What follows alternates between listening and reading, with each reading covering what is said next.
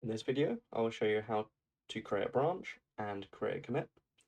So a branch is a way to organize people's work and separate out a little bit.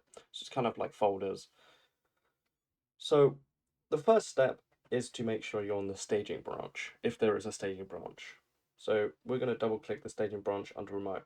If you can't find these tabs, it will look something like this. Just click on remote and local, and it should expand it. Double click staging and it will create it on your machine. There are two icons, the organization icon or the repo icon and the laptop. The laptop is what's currently on your machine, and then the icon is what's currently on the remote. So if you, uh, actually I'll show you when I do a commit, it's easier then.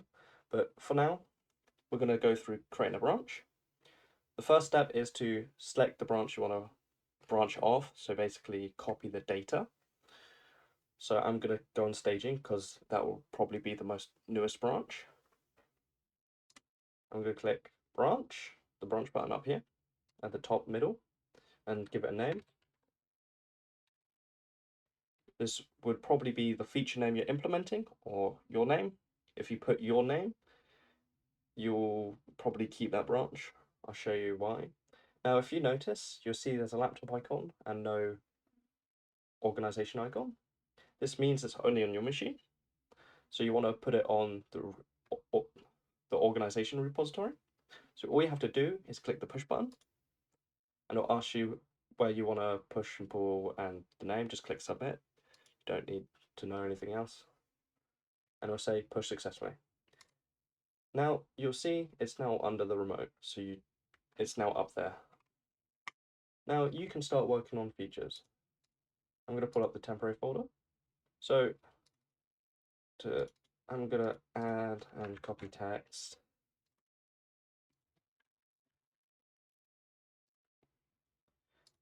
Now this is what the commit could look like.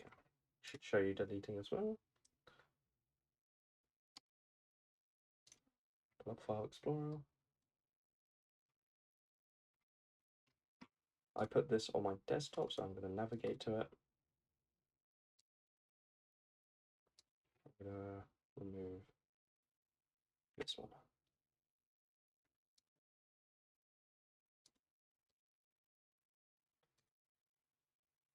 And there we are. Now, this could be a green or a blue, so basically creating a new one. Green means you added as well. A pencil means you edited this file, and then red means you removed it. So you can click on it and see the changes. So you can see I added all this stuff, and the file changes are unchanged. Now, don't need to worry about specifically this, mainly the red one.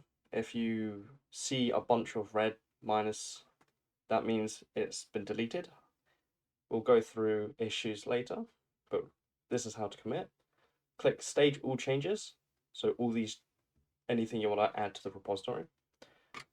If it's audio files, I suggest doing it one at a time, depending on the size. So if they're all a gigabyte total and they're like 50 below megabytes per file, just do it one at a time. Click stage all. If you want to remove stages, you can do it manually or one at a time, or you can click unstage all to abort it. This amend button, do not check it. All this does is goes to the previous commit and changes. So it will change this name and description. But remember, it's just green button and name. So I'm going to call this added and change files. You can add a description. I won't, but you could probably put like your student ID or something there to identify. There should be a document explaining what you do. Once you're ready to commit, you click commit, the green button, and you can see now. If you notice earlier, there was dotted lines, so that means it wasn't committed. Now it's all solid, but you notice now there's just the laptop and no icon, because the test branch is down here.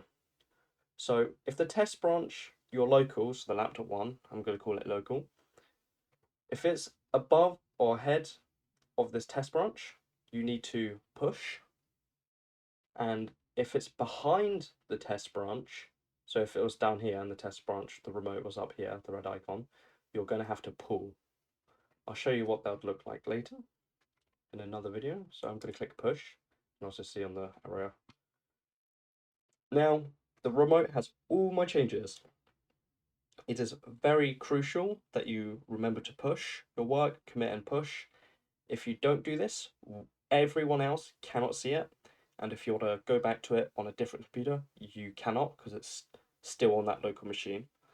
But now both icons are next to each other. You can log off and do whatever now, or start working on it more.